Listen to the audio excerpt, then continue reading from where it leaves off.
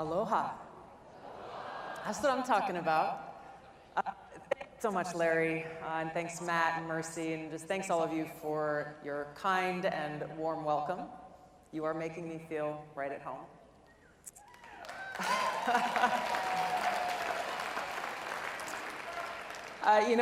Before I get started, I just wanted to ask if we could just for a moment and talk about Ukraine and what is going on there.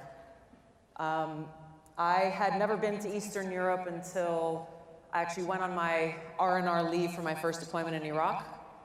Instead of going back to Hawaii, I chose to go to Eastern Europe.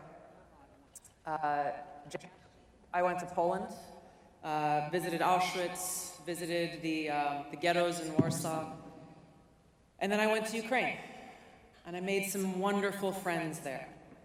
People who I became closer to as the years went on, and like so many people who are stuck in Ukraine right now.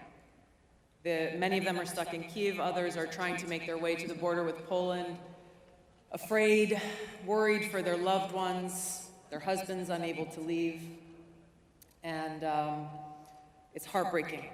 It's heartbreaking to see this tragedy play out. So I just wanted to ask if we could just pause for a moment of silence and send our prayers for their safety and for their well-being.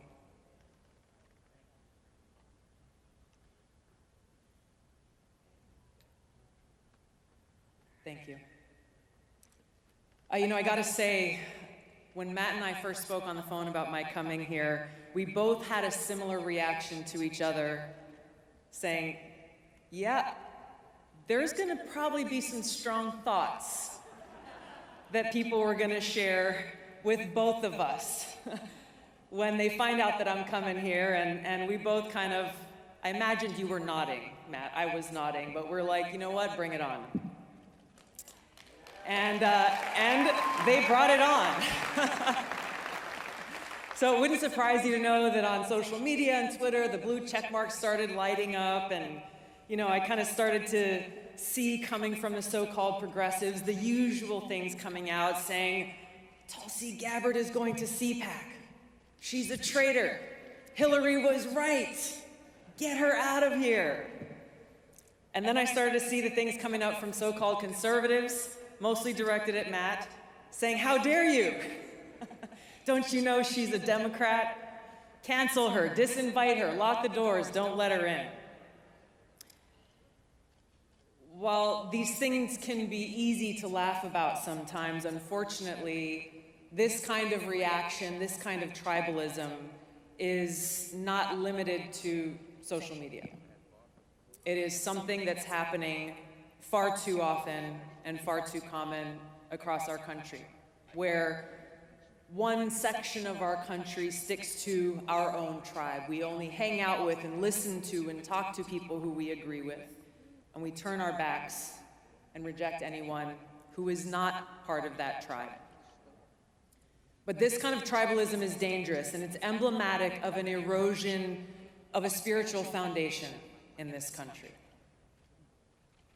It's emblematic of this lack of recognition that we are all God's children, that we are one nation under God, and knowing that inspires us. It inspires us to look within and find that fundamental respect and care that we should have for one another. And so when I came out here, I said aloha because this is what aloha really means. Everyone's heard the word aloha. Most people think it means hello and goodbye, but there's a reason why we greet each other with aloha, and it's because of the deeper meaning there where it says, I recognize that we are all children of God, and I come to you with respect, and I come to you with this heartfelt love, that no matter where we come from, the color of our skin, our religion, or even our politics, we respect each other in that spirit of aloha.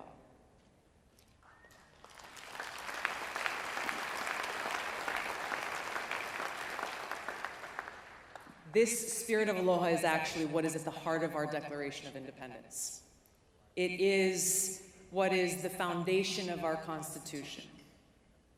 When we say we hold these truths to be self-evident, that all men are created equal, that they are endowed by their Creator with certain unalienable rights, that among these are life, liberty, and the pursuit of happiness.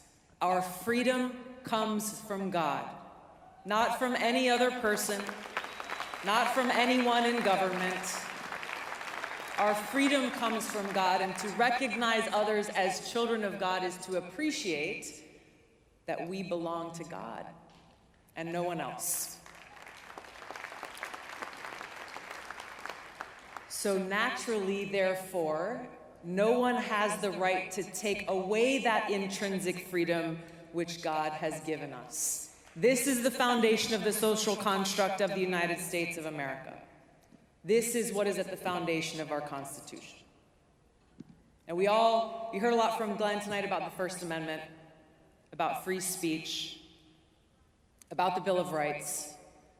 And our First Amendment, as you well know, says Congress shall make no law respecting an establishment of religion or prohibiting the free exercise thereof or abridging the freedom of speech or of the press or the right of the people peaceably to assemble and to petition the government for redress of grievances. This foundation of freedom is what makes us who we are as Americans.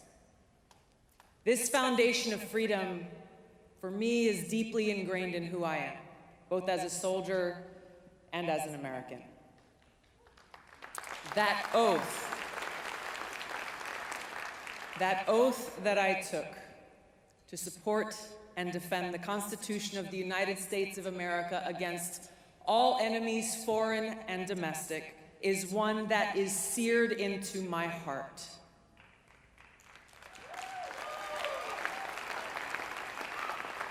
Now, I know we have many veterans here in the hall tonight, many who are watching from home, those of you who have worn or still wear the uniform.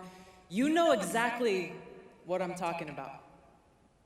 You know how serious we take this oath. And like the many great Americans that we've had the privilege of serving alongside, the great Americans who have come before us, upon whose shoulders we stand, we are united in this unwavering commitment to freedom. We recognize that while we may disagree with what you say, we are willing to lay our lives down to defend your right to say it. That is freedom.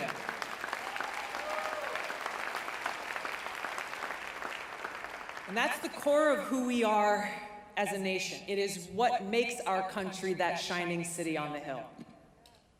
So as long as we're committed to this foundation of freedom that's enshrined in our Constitution, our Bill of Rights, we can recognize our differences and work together based on that common ground.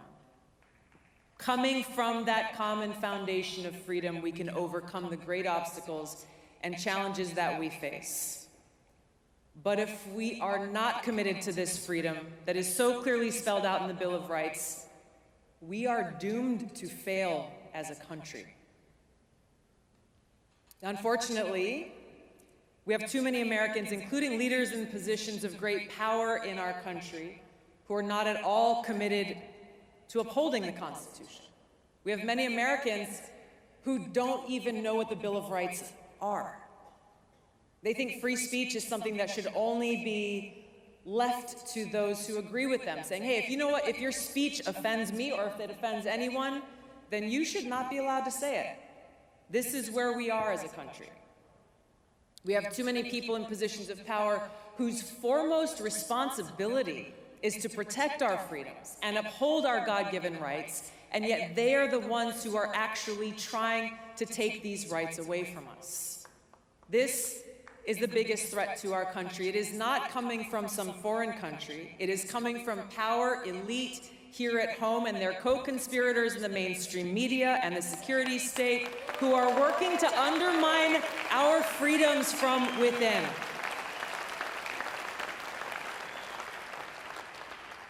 Now, just the latest strategy and tactic that they're using is to try to undermine our free speech by taking it upon themselves to say they've got the responsibility to protect us from so-called misinformation.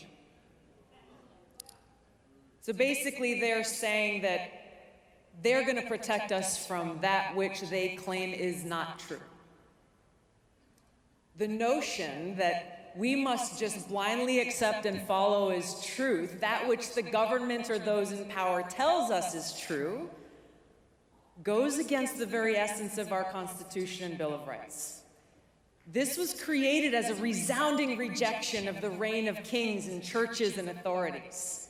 There's a reason the preamble of the Constitution begins with, "We the people."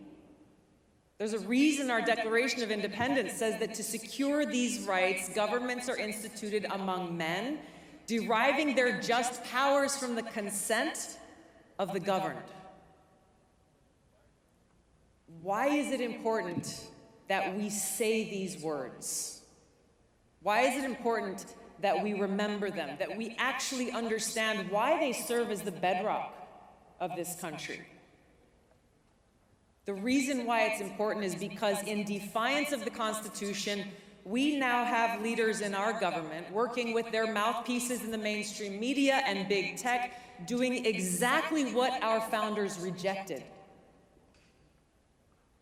And they're doing so backed by the most lethal force on earth, as they appoint themselves as the sole authority and voice of truth, of information. They get to decide what is true and what is false. They get to decide what is information or misinformation. And they expect we, the people, to just blindly accept and follow. This is where we're at today. It is in direct opposition to the Constitution that the power elite is actively suppressing voices, opinions, and information that they don't like. That those who dare to even question the authority are accused of spreading misinformation and are therefore targeted and smeared and canceled and silenced. We've seen their playbook over and over again. Discredit and censor anyone who challenges them. Why? Because they know that their propaganda will not hold up to scrutiny. That rather than engage in debate on substance, or even answer very simple questions about their policies, they instead immediately resort to smears and name-calling. I'm sure you've heard them all before. I certainly have. Like today. Tito's got his hand raised. Russian asset, white supremacist, bigot, racist, extremist, traitor. But what's even more dangerous than this threat of being canceled is the federal government wielding its power and might to punish those who dare to question or disagree with them and their policies. I'll give you one example. If you go on dhs.gov, you'll find Biden's Department of Homeland Security summarizes the 3 factors that led them to declare that we are in a heightened state of a domestic terrorism threat. The first of those 3 factors is, quote, the proliferation of false or misleading narratives, which sow discord or undermine public trust in U.S. government institutions.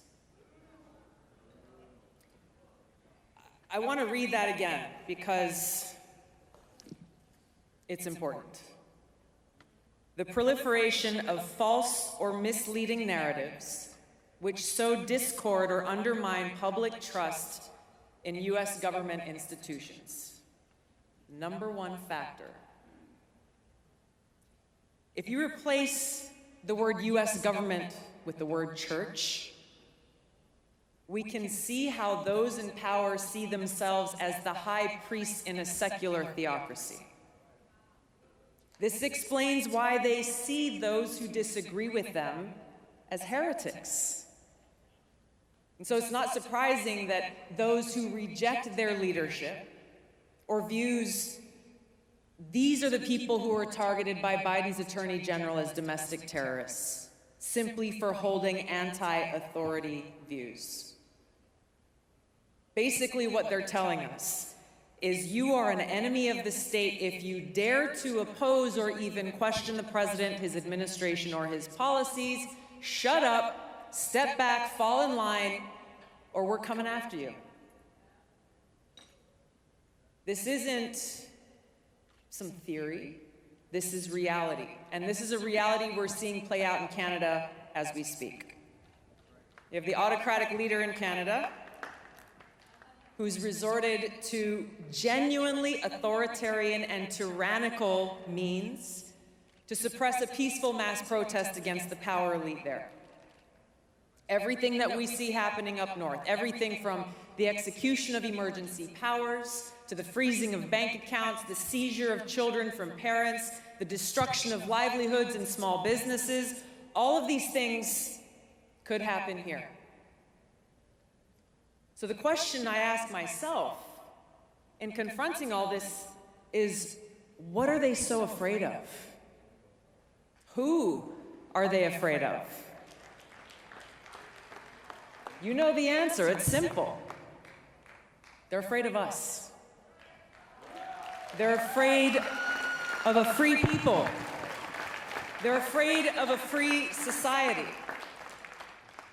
I've got to believe that Thomas Jefferson was thinking about these cowardly, fearful leaders when he said they prefer the calm of despotism to the boisterous sea of liberty. They're afraid of the freedom that empowers each and every one of us to seek the truth, to speak freely, to question their decisions and their authority. They're afraid of losing power, knowing full well the intent of our founders when they wrote in the Declaration of Independence that governments are instituted among men, deriving their just powers from the consent of the governed, and that whenever any form of government becomes destructive of these ends, it's the right of the people to alter or abolish it and institute a new government. A government of the people, by the people, and for the people.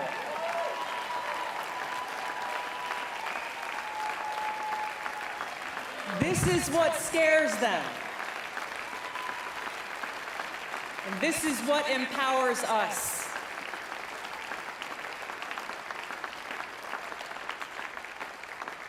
So I want to ask you, join me in pausing for a second as we step into an alternate universe, one where our leaders actually took their oath of office to the Constitution seriously, one where they really cared about us and our security and our freedom.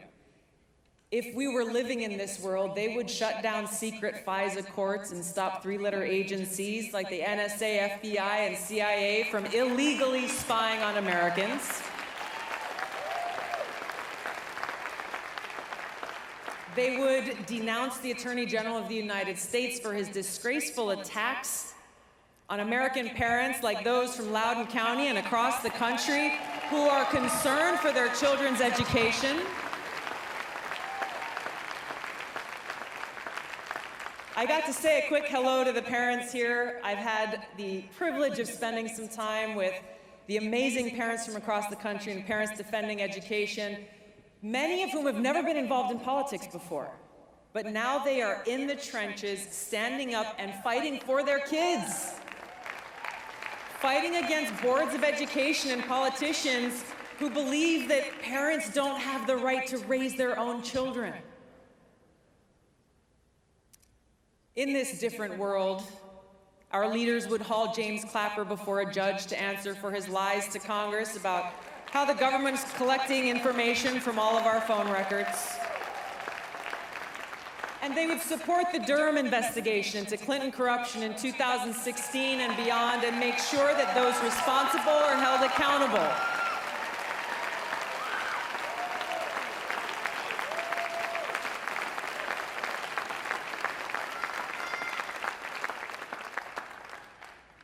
But this isn't the world we live in.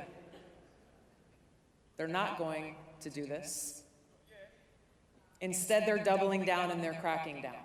This power elite operation to crush freedom of speech is the enemy attack from within, and it threatens the very core of our democratic republic. It's a complete betrayal of the vision that our founders had for this country, and it is a direct attack on the mission laid out in the Declaration of Independence, where instead of a government ordained to secure these rights, we now face a government determined to take them away. This is not hyperbole. Think about the impact of this from a practical perspective. How can we vote, let's say, to choose a president when we do not have the freedom to actively participate in the marketplace of ideas? We don't have the freedom to share our opinion, to listen to other perspectives, to ask questions, to challenge the establishment narrative, and then assess, consider our options, and make our own informed decisions about who we want to take on that awesome responsibility and serve this country as commander-in-chief. We can't do this as long as we live in a society that's filled with intimidation and fear of being targeted, of being canceled, being intimidated into self-censoring just because we don't want to lose our jobs so that we can provide for our families. And this is the point. What makes it even worse is they're saying they're doing it for us. They're saying that they want to protect us people from being exposed to misinformation, which really reveals how they actually feel about us, how little they respect the American people. That what they're saying is, you know what, you're too stupid to think for yourself, to discern for yourself, to make your own decisions, so big government knows better for you than you do for yourself. This is authoritarianism. Yeah, I agree. This is authoritarianism. It is not freedom. It is not a democratic republic. And by rejecting our Bill of Rights, they have rejected our Constitution and therefore are the greatest threat to our republic. And therein lies the hypocrisy of the Biden-Clinton neocon, neo-lib establishment foreign policy, of misusing our military men and women by sending them out to be the policemen of the world, overthrowing dictators we don't like while turning a blind eye to the ones that we do, all in the name of spreading democracy and defeating autocracy. But they're hypocrites. They proclaim that we must go to war to spread democracy and freedom while they actively work to undermine our democratic republic and our freedoms right here at home. And they use crises, emergencies, times of war, whether it's a Cold War or a hot war, to embolden the security state and infringe on our liberties and rights. We saw it with the Patriot Act. We saw it with COVID. We're seeing it happening now in the name of democracy as, again, our government works with big tech to censor misinformation about what's going on with Russia's war with Ukraine. Once our rights are taken away, the government does not willingly give them back. So what do? Each of us in our own way and together must take a stand to protect our freedoms and rights, make our voices heard, hold our leaders accountable, force our leaders in Washington to take their oaths to uphold the Constitution to heart and take action, pass legislation that restores and protects our freedoms and liberties. I tell you, I served in Congress for 8 years.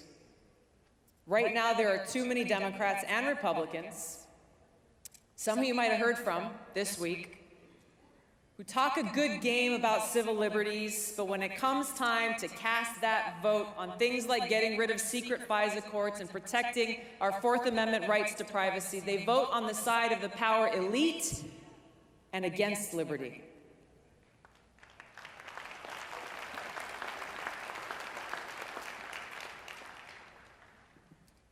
But as we look forward, we can take heart in knowing that our path will be lit by the fire of freedom that burns brightly in the hearts of Americans in every community, every home, every church, every classroom all across this country, in small towns and in big cities, where we have decided that we belong to no one but God.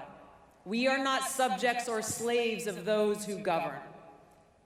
And by God's grace, we are free. And we will fight to remain free. Thank you so much for having me here today. May God bless you. May God bless America. Aloha.